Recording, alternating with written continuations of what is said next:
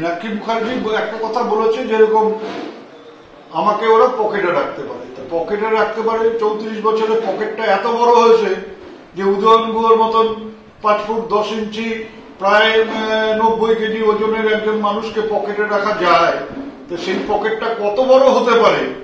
পয়সা রেখে রেখে রেখে সেই পকেট এতটাই বড় হয়েছে যে উদয়ন গুহকেও সেই পকেটে ভরে রাখা যায়।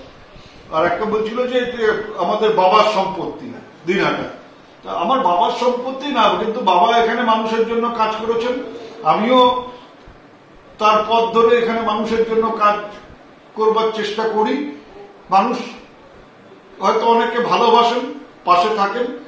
ওদের যদি ক্ষমতা থাকে, আমি মীনাক্ষী মুখার্জিকে বলছি যে আপনার তো এত ক্ষমতা, কোনো পুলিশ থাকবে না, কোনো মানুষ থাকবে না।